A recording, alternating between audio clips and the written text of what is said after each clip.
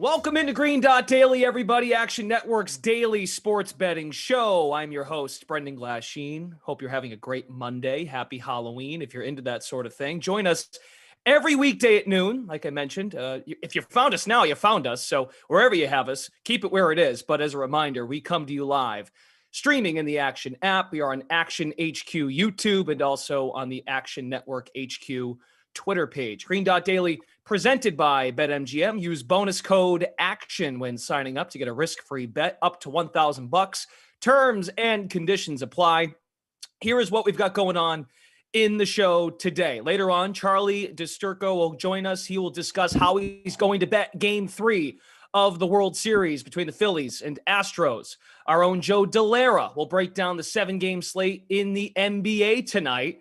Are the Nets going to get their crap together? Are the Clippers going to bounce back? Those are two spots I'm interested in, so we'll see what Joe is on for tonight. And, of course, we have a full crew joining the show to dissect Browns Bengals. Joe Gallant will join us, Nick Giffen, Darren Rovell. They are all on deck. First, though, we welcome in Action's Director of Predictive Analytics, Sean Koerner, joining us now. Sean, what's up? AFC North matchup tonight, Browns, Bengals.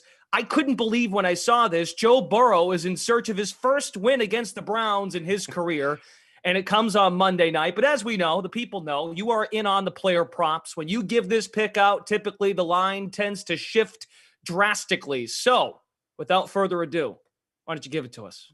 Yeah, so I'm going with Kareem Hunt under 34.5 rush yards. I got this at 37.5 earlier, so it's moving fast. So get in on it. I'm projecting this closer to 30.5. But the reason I like this is because, the Browns have been phasing Kareem Hunt out of the offense the past 2 games.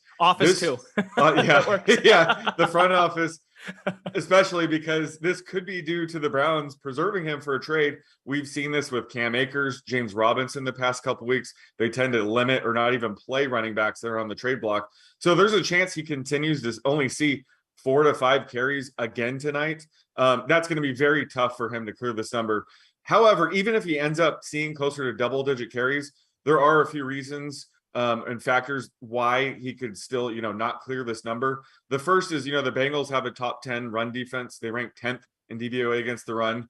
The second is the Browns are going to be without right guard Wyatt Teller tonight. He is an absolute stud. He's an elite run blocker, so that's going to hurt someone like Hunt. And the last reason is the Browns have been using 11 personnel, which is 3 wide receivers, at the 10th highest rate the past 2 weeks. And you have to figure they're going to use it even more tonight without tight end David Njoku. That's great news for Nick Chubb. He leads the league with 7.7 yards per rush in 11 personnel this year. However, Kareem Hunt, not so good. He's averaging 2.8 yards per carry in that formation, which ranks 42nd out of 43 backs that have run at least 20 times at 11 personnel. So this is not a great spot for Hunt either way. So I'm projecting Hunt closer to 30.5 rushing yards.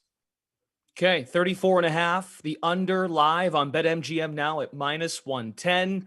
And as Sean laid out, just 16 rushing yards total over the last 2 games for what is the RB2 these days for the Cleveland Browns. Sean, just overall, how do you perceive this game, how the game script might unfold outside, of course, the Browns running game that you broke down? Yeah, so I would lean towards the under here. I think the best number is around 45.5. But, the Bengals are going to be without Jamar Chase. That's a huge part of their identity on offense. And the Browns, like I said, they're going to be without left guard Wyatt Teller. He's a right guard Wyatt Teller. He's an elite run blocker. That is their identity. And they're going to be without David Njoku, who has been a huge piece of their offense this year. So both teams missing that much firepower in offense leads me to think this will be a lower scoring game tonight. Okay, very good. Again, the Bengals, they have been rolling lately, not against Cleveland for Joe Burrow, but they've covered 13 of the last 15 games. Stay tuned. We have Nick Giffen joining us later for a market report on this game. But first, we want to find out who's scoring touchdowns tonight. Is Kareem Hunt worth a look to Joe Gallant? Let's find out.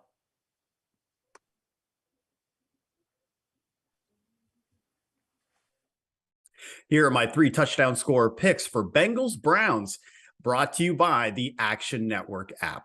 And my first pick is going to be Kareem Hunt. I grabbed his touchdown odds at +240. And look, I love Tony Pollard. But Kareem Hunt is the best backup running back in the NFL. 3 rushing touchdowns this season, 2 in his last 3 games. And the thing that I love about Kareem Hunt is he gets around the same red zone work as Nick Chubb, who is the starter. And if the Browns start trailing, Hunt has established himself as the pass catching back in this offense. Now, he did not face the Bengals in 2021, but in the 2 games that he faced them in 2020, he scored in both games. My next pick is going to be Mike Thomas. I grabbed his touchdown odds at plus 490.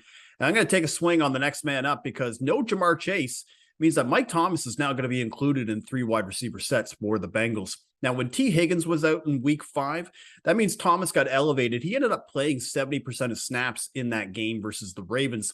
Now, the Browns secondary, they will not have Denzel Ward, and they've been getting diced up. They ranked 25th in the NFL in passes of 20 yards or more. Now, Thomas, he's only scored 1 touchdown in his career, but it is worth noting it was against the Browns in 2020. Now, my final pick is going to be Joe Burrow. I grabbed his touchdown odds at plus 650. Now, he's rushed for a touchdown in 3 straight games. And the encouraging part is he has 7 red zone carries this year. That's 6th amongst all NFL quarterbacks. Now, the Browns' run defense, they've been Swiss cheese this season. 13 rushing touchdowns allowed. That's 31st in the NFL. And 2 of those were to quarterbacks. So I like Burrow's chances to get into the end zone again. So those are my 3 picks: Joe Burrow, Mike Thomas, and Kareem Hunt. All bets are tracked at the Action Network app. Bon chance. All right, great stuff from Jill Gallant. We now welcome in Darren Rovell joining us on Green Dot Daily. Darren, looking at yesterday's action, we had 2 teams on the bye, so 13 Sunday games. I think the theme of yesterday, Darren, was teams we consider sort of good, even though it feels like a down year in the NFL. But most of the good teams handled their business yesterday. Yeah, we had the 8-16 against the spread for teams that are a touchdown or greater, and 2 of those teams hit it. And of course, the one that didn't was the Bills by a half a point. So that was one. It looked like I'm just so glad I had a great parlay of all the favorites. So those guys handled their business. So favorites of 3 or more. So if we break it down a little bit more, they were 8-0 straight up in week 8. That is just incredible when you consider that the same teams were 10-10 straight up in weeks 6 and 7. Then it seems like I'm doing this every week, but everyone keeps saying life is too short to bet the under. Well, they're now 71-51. Best start for the under through 8 games last 20 years. The second best was last year, 68-56-1. So maybe there's really a trend here. And then the Lions, the over in home games, they're now 4-0 this season. Detroit home overs are 20-8 since 2019, which is the best home team over that span. Those Lions, they really do enjoy letting teams back in the game. So I actually had the over 28.5 on team points, and it was at I think it was at 27 at least for a quarter and a half. Just didn't finish it off. Yeah, it feels like we're going to be fading that Lions defense while at home for the remainder of the season. So Yeah. Thank you, Dan Campbell, for your access this offseason at Hard Knocks. Let's shift gears now, Darren, to the World Series. You're going to be at Citizens Bank Park tonight, taking in Game 3 with a special kind of fan. Why don't you give folks some insight here on what you've got going down for Game 3 of the World Series? I'm gonna do it tomorrow with Mattress Mac. Okay. That's my thing. I was gonna do it for Game 3, but I figured I could push it to Game 4 with him. Maybe a little bit more stakes. I don't know what I'm hoping for. I'm not going to be mean and say like I'm hoping down 2-1. Yeah, I was with him a couple years ago, and it's kind of awkward, like sitting, because he knows I'm a journalist. He knows I want to film him through thick and thin, right? So it's kind of like you're putting your phone up, and it feels disrespectful. Now with 75 million on the line, it just seems like I don't know. We've been going back for a long time. We almost died in a plane crash together. Yeah, I mean it's going to be really exciting. Wow. So he's been sprinkling on the Houston Astros throughout the course of the season. His latest bet was in mid-July when he put $2 million more on Houston to win the World Series. So fascinating to see how this plays out. Yeah, largest bet, largest winnings in gambling history if it happens. Is it what? So it's at 75 or Yeah. 10? Oh, it's at 75. Wow. Okay. To win 75. Got it. 75. Got it. 10 to Very win good. 75. Yeah. Very good. All right. Okay. Well, enjoy yourself tomorrow. We'll be sure to get an update on Wednesday. And of course, he won't be able to win that bet after game 4 because it's a tied series 1-1.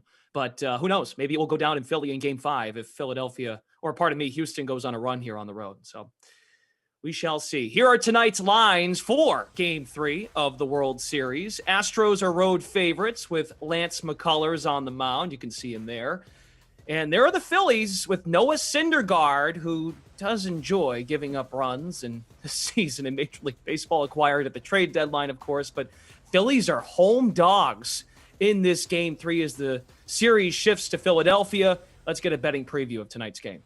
Thanks, Brendan. Game 3 of the World Series is tonight as the Philadelphia Phillies and Noah Syndergaard welcome in Houston Astros and Lance McCullers. Let's start with the road side. McCullers has been stellar since he returned from injury late in the year, a 2.27 ERA and a 3.08 xFIP after September. He's limiting damage, a 2.24 expected batting average, and a sub 350 expected slugging. His only issue has been walk rate. We've seen it at times flare up and be an issue putting on runners, but McCullers has been great at mitigating damage in that scenario.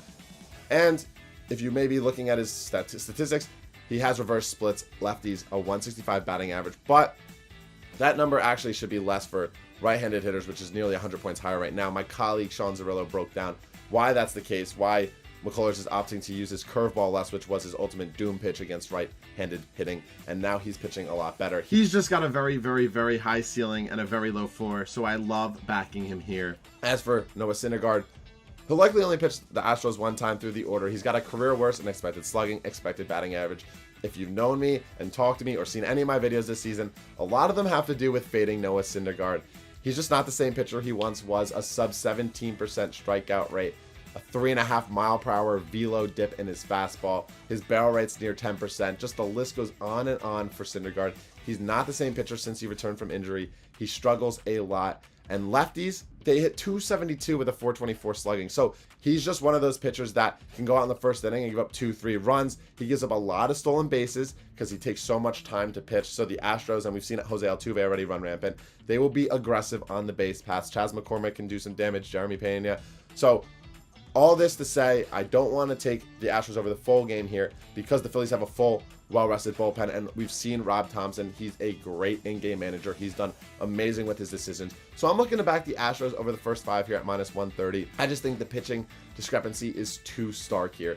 McCullers is way better than Noah Syndergaard. Noah Syndergaard can be blown up right away. He also could throw 5 innings of 1 2-run ball, but that's probably what you're going to get from McCullers, who has the opportunity to just throw a gem, strike out, 8 to 9, 10 batters. So I'm backing the Astros here. I think that they're going to get it done in the first 5, and then I'm going to sit back, enjoy, watch the rest of the game as I root on my Phillies World Series future. That's going to be it for me. Back to you, Brendan. Charlie, thanks a lot, pal. Good stuff. Hope you enjoy the game. Let's go back to the football. Week 8 wrapping up with Bengals, Browns, Monday Night Football. I can't get over this stat. The Cincinnati Bengals have not allowed a second-half touchdown yet this season. 3.5-point favorites in Cleveland, despite not having no Jamar Chase. And as you can see, the money is coming in on Cincinnati. Neither team, though, has been all that good under their current head coaches, and more so historically in prime time in these big spots. We welcome in Nick Giffen, who is also a part of the analytics team over at Action Network. And Nick, looking at this breakdown of the game, we've got your model pick. Again, we encourage you to get one of those Action Network Pro accounts to get access to the model and find out what kind of edge you might be able to find for a big game like this as well. But just before we get to that, your general analysis of how the money's coming in on this game. Yeah, I mean, obviously, it looks like the public is backing the Bengals. If you look at our luck rankings, these two are pretty close in our luck rankings. So we don't really see an edge of one team or the other being more lucky this year than the other. So Pretty tough to say, but I think probably the most likely outcome here is that the Bengals do win by a field goal, but probably not enough of an edge to bet here. Okay, we'll see. We'll see what happens. Maybe there's some fours that pop out later on because, like you said, the money is coming in on Cincinnati. Money coming in as well on the over 61% of the bets. Okay, so the good news is before we welcomed you in, you told us that your model pick has actually reached a number odds-wise that you're a fan of and it's playable now. Yeah, absolutely. So I am going with Cade York, the kicker for the Cleveland Browns, over 1.5 field goals made. You can find it at plus 135. Earlier, when I was going through this, we were down at plus 125. I would not have played it there, but now that it's moved up past plus 130, happy to play this. Really, there's no major angle here other than there's no weather issues. The weather looks great for tonight's game, and Cade York's only field goal misses have come from long distance, and perfect weather means it's going to be a little bit more ideal for those long distance kicks to be more accurate. And he has gone over 1.5 field goal attempts in 5 of 7. So hopefully he'll make those attempts, and he's gone over 1.5 field goals made in 4 of 7. So, also Sean talked about liking the under in this game. It means maybe a few touchdown drives stall out and instead we get more field goals. So I definitely like Cade York over 1.5 field goals made. Also, make sure to keep an eye out in game for some in-game live props. We'll be doing that on Bet What Happens Live. Make sure to watch that during halftime because I'm definitely eyeing some Cleveland passing overs if they're trailing by more than a touchdown. Well, that wouldn't be great for the Cade York field goals made prop because then they're probably going to need more touchdowns. It would still present us with some live in-game betting opportunities. Your two worlds are going to collide tonight, my friend. As someone who probably backs analytics, there's going to be a 4th and short situation deep in someone's territory, and you're going to be screaming, take the 3. Folks, take the points, especially in a division game. Take the points. Let Cade kick. So that's right. Let him kick, and let's hit that field goal over. We've been doing so well on kicking it with Dr. Nick this year. We just want to keep the ball rolling. Very good. All right, Nick Giffen, great stuff as always. Again, catch him live tonight. Watch Bet What Happens live at halftime, and he'll be jumping in, getting active tonight for this AFC North clash. We shift gears to the NBA. 7 games tonight in the association. How about some of these spots here? We've got despite losing to the Pacers by 9 on Saturday, the 1-5 Brooklyn Nets are favored by 9 against the Indiana Pacers, who aren't very good, but are the Nets all that good? And then the 2-4 Clippers in a potential bounce back spot, nearly laying double digits at home against the Rockets. Let's learn more about tonight's slate and what might interest our own Joe Delera.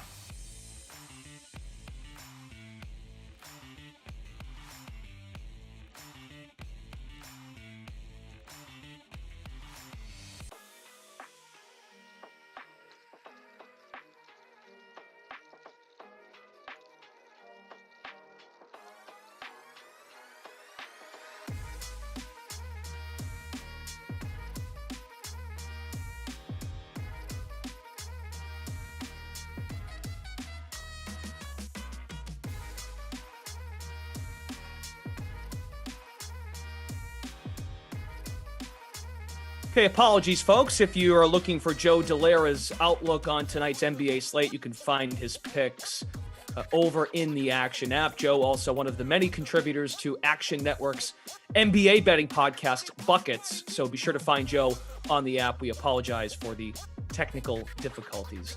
All right, so here's the recap. You want to make sure you follow Green Dot Daily over in the Action app to find all of our picks. Never miss a pick. And if you do miss something in the show, feel free to scroll on back, YouTube, Twitter, also in the app to find our picks. Thanks to Sean Koerner, Jill Gallant, Nick Giffen, Joe Delera, Charlie Distrucco for joining us here on the show today. As a reminder, Green Dot Daily is presented by BetMGM. Use the bonus code ACTION when signing up to get a risk-free bet up to $1,000. Terms and conditions apply. Have a safe Halloween if you're into that sort of thing. Enjoy the football tonight. Enjoy whatever else you're watching. And hope you get some green dots for everybody from our Action Network team. Brendan Glass, Sheen, best of luck. And we will see you again tomorrow at noon.